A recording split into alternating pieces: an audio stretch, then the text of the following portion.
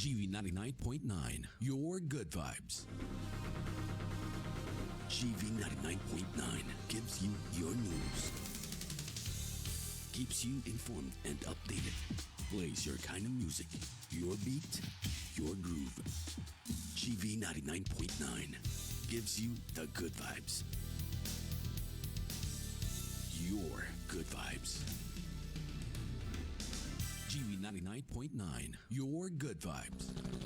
Live mula sa himpilan ng GV 99.9 FM Batangas. Narito na ang mga balitang umingay sa buong linggo.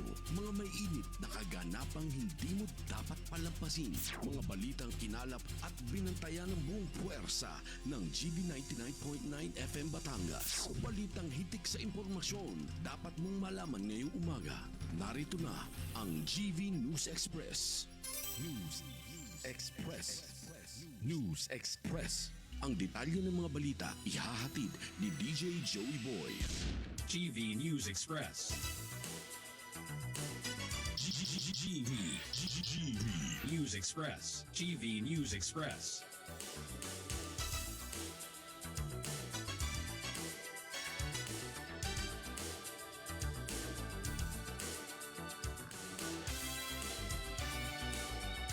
GV News Express.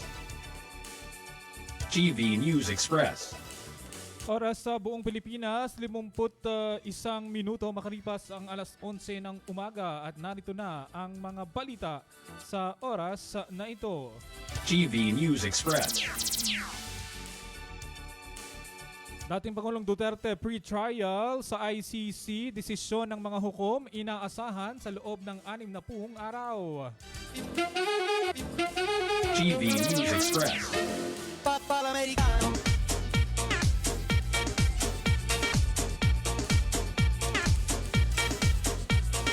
Health group sa gobyerno ipagbawal ang vape sa Pilipinas. GV News Express.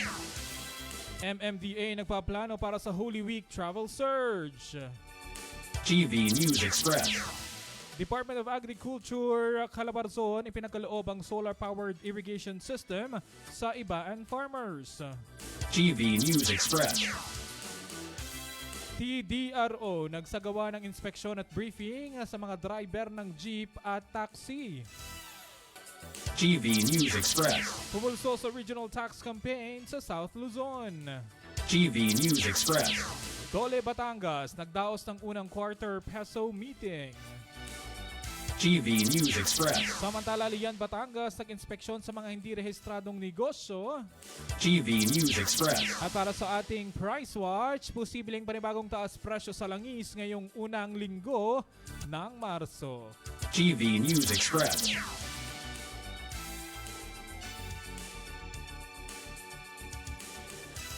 Para sa detalye ng mga balitang yan, ka-vibes, natapos na ang 4 na araw na confirmation of charges hearing sa International Criminal Court o ICC laban kay dating Pangulong Rodrigo Duterte.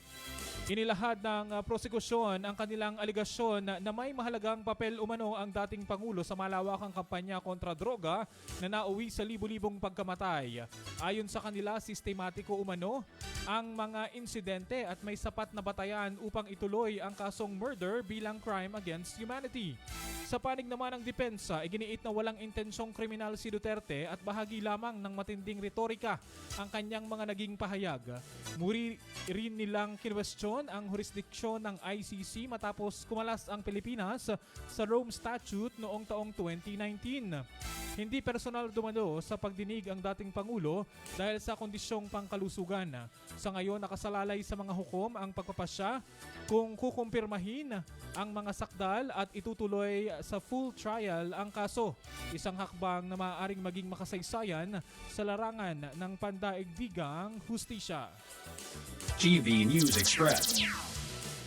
Samantala, nananawagan ng ilang public health advocates sa pamahalaan na tuluyang ipagbawal ang pagbebenta at paggamit ng vape o e-cigarettes at iba pang nicotine delivery products sa bansa. Ang panawagan ay kasunod ng desisyon ng Myanmar na magpatupad ng total vape ban bilang ikawalong bansang miyembro ng Association of Southeast Asian Nations o ASEAN na may ganitong polisiya. Ayon kay Jaime Galvez Tan, board member ng Health Justice, habang tinatalakay pa ng Kongreso ang buwis sa vape at tobacco products, mas mainam aniya ang komprehensibong pagbabawal upang ganap na maprotektahan ang kalusugan ng publiko. Samantala, sinabi naman ni Ulysses Doroteo ng Southeast Asia Tobacco Control Alliance na hindi ligtas ang e-cigarettes. Aniya ang nicotine at iba pang kemikal sa vape ay maaaring magdulot ng sakit sa puso, kanser at pinsala sa baga. Batay rin sa datos ng Institute for Global Tobacco Control, milyon-milyong kabataang Pilipino ang gumagamit ng e-cigarettes at marami sa kanila ang naniniwalang mas hindi ito delikado kaysa tradisyonal na sigarilyo. GV News Express. Sa ibang balita naman, ang MMDA mga ka-vibes ay nagpaplano na para sa Holy Week travel surge. Naghahanda na nga ang Metro Manila Development Authority o MMDA para sa nalalapit na Semana Santa, kasabay ng inaasahang pagdagsa ng mga pasahero na bumabiyahe patungo sa iba't ibang probinsya. Kamakailan, personal na ininspeksyon ni MMDA General Manager Nicolas Torre III ang Parañaque Integrated Terminal Exchange o PTEX upang masiguro ang maayos na operasyon ng terminal sa peak season. Ayon sa MMDA, magde-deploy sila ng karagdagang personnel sa mga pangunahing bus at transport terminals sa Metro Manila upang matugunan ang inaasahang dami ng biyahero at maiwasan ang abala sa paglalakbay. Kasabay nito, ipatutupad ang mahigpit na health at safety protocols kabilang ang social distancing at tamang crowd management. Sinabi naman ni Gilbert Cruz, administrador ng Office of Transportation Security, na maglalagay ng mga tauhang may kasamang K9 dogs, pati na rin ng CCTV cameras, X-ray machines at scanners upang matiyak ang seguridad ng mga pasahero at kanilang mga gamit. Layunin ng hakbang na ito na maiwasan ang anumang insidente sa mga terminal at mapanatili ang maayos at ligtas na pagbiyahe ng publiko. Ang paghahanda ng MMDA at iba pang ahensya ay bahagi ng mas malawak na plano upang matiyak na magiging maayos, ligtas at organisado ang transportasyon ngayong Semana Santa, lalo na't milyong-milyong Pilipino ang inaasahang babayahe sa kanilang mga pamilya sa probinsya. GV News Express. Sa ilan pa nating mga balitang lokal, mga ka-vibes, aabot sa halos 7 milyong piso ang halaga ng Solar Powered Irrigation System o SPIS na ibinigay ng Department of Agriculture Calabarzon sa Bago Ibaan Multipurpose Cooperatives noong Pebrero 26 sa bayan niya ng Ibaan. Bahagi ito ng corn program ng kagawaran na layong palakasin ang produksyon ng mais sa rehiyon. Sa tulong ng SPIS, mas mapapabuti ang patubig sa mga sakahan gamit ang enerhiyang mula sa araw, mas epesyente, mura at makakalikasan. Ayon sa Department of Agriculture, makakatulong ito sa tuloy-tuloy na supply ng tubig lalo na sa tagtuyot na inaasahang magtataas ng ani at susuporta sa kabuhayan ng mga miyembro ng kooperatiba. Dinaluhan ang seremonya ng mga opisyal ng Department of Agriculture, lokal na pamahalaan at miyembro ng kooperatiba bilang bahagi ng patuloy na pagsusumikap ng pamahalaan na paunlarin ang agrikultura at tiyakin ang seguridad sa pagkain sa Calabarzon Region. GV News Express. Samantala mga ka-vibes, ngayong araw naman ay isinasagawa ng Traffic and Driving Regulatory Office o TDRO Batangas City ang inspeksyon at pagpupulong kasama ang mga driver ng pampasaherong jeep at taxi. Layunin ito na paalalahanan ang mga driver sa mahalagang alituntunin sa batas trapiko, disiplina sa pagmamaneho at kaligtasan sa kalsada, gayon din ang tamang pangangalaga sa mga pasahero. Kasama sa talakayan ang magiging traffic rerouting scheme na ipatutupad ipatutupad sa darating na RAM Opening Parade sa Marso 7 upang masiguro ang maayos na daloy ng trapiko at maiwasan ang abala sa mga motorista at komunidad. Ayon pa sa TDRO, ang hakbang na ito ay bahagi ng tuloy-tuloy na paghahanda para sa nalalapit na Regional Athletic Association Meet 2026. Pinapaalalahanan din ng lahat ng driver na maging maingat, sumunod sa patakaran at tiyaking ligtas ang bawat pasahero sa kanilang biyahe. Sa ganitong paraan, layunin ng TDRO na mapanatili ang kaayusan sa kalsada, maiwasan ang aksidente at masiguro ang matagumpay na pagdaraos ng mga malalaking pampublikong aktibidad sa lungsod. GV News Express. Samantala, pumulsa naman tayo mga ka-vibes ng Regional Tax Campaign sa Southern Luzon. Pinangunahan ng BIR Commissioner na si Attorney Charlito Martin Mendoza ang 2026 Regional Tax Campaign Kick-Off para sa South Luzon noong Biyernes, Pebrero 27 sa Jose Rizal Coliseum sa Calamba City, Laguna. Dinaluhan ito ng libo-libong BIR officials at personnel, mga kinatawan ng lokal na pamahalaan, partner agencies, stakeholders at taxpayers. Sa kanyang mensahe, binigyang diin ng Commissioner o ni Commissioner Mendoza ang malaking papel ng South Luzon Cluster sa koleksyon ng buwis dahil dito matatagpuan ng mga pangunahing industriya, malalaking kumpanya, economic zones, IT parks at libo-libong maliliit na negosyo na nagpapaandar sa ekonomiya ng bansa. Ipinakita rin ng BIR ang mga digital initiatives tulad ng Interactive Digital Tax Calendar para mas mapadali ang pagbabayad at paghahain ng tax returns.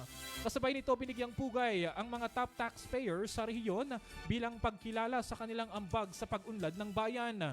Ang taunang tax campaign kick-off ay bahagi ng National Tax Awareness Month tuwing Pebrero at layunin nitong paigtingin ang information at enforcement drive kasabay ng pagpapaigting ng transparency at good governance sa bansa.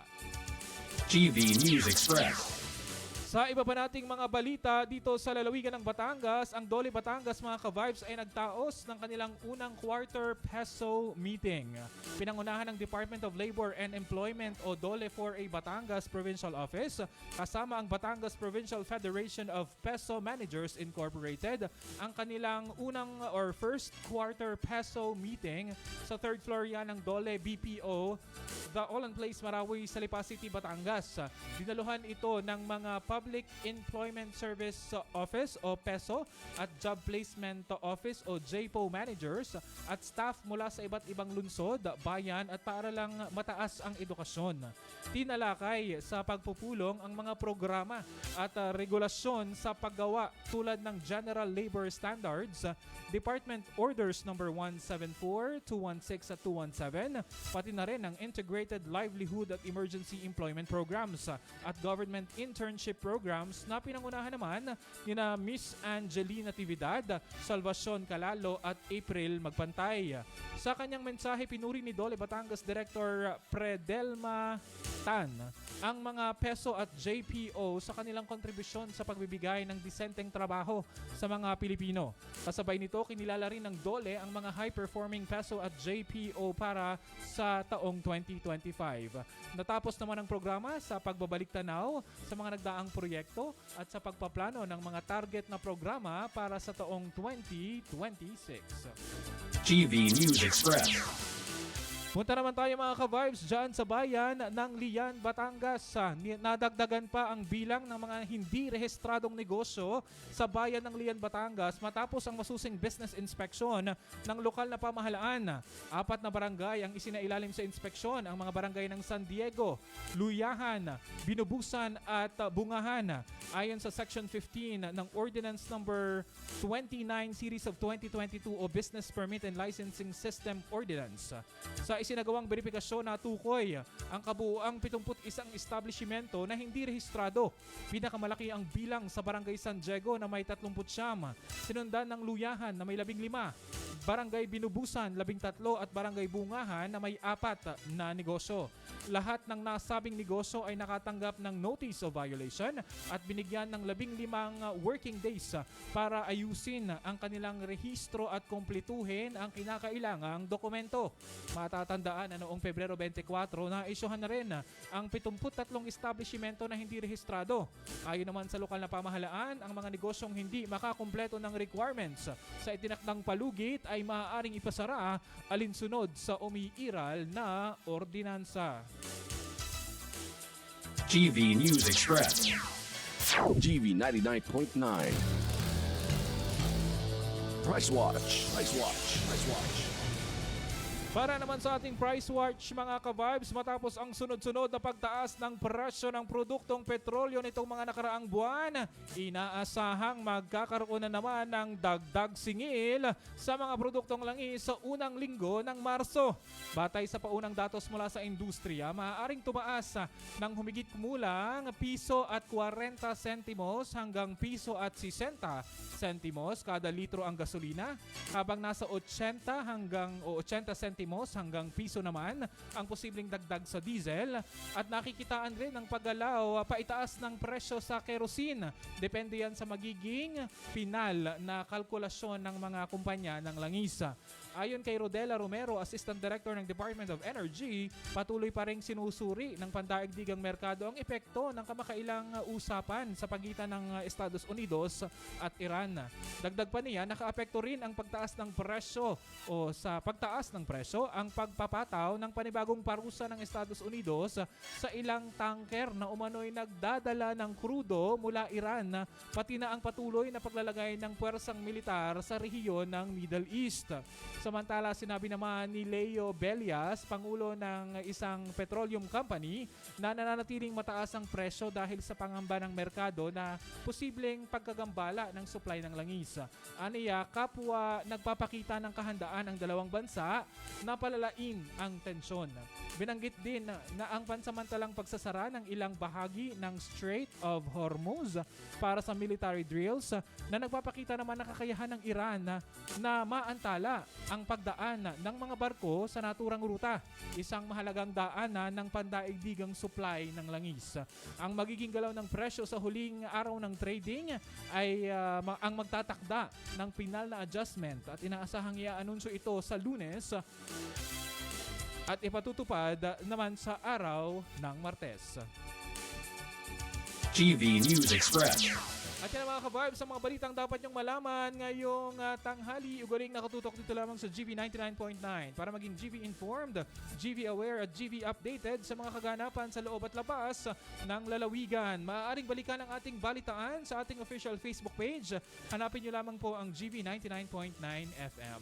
Ako po ang inyong naging tagapaghatid balita, ang inyong DJ Joey Boy para sa GV News Express. GV News Express. GV News Express. GV News Express.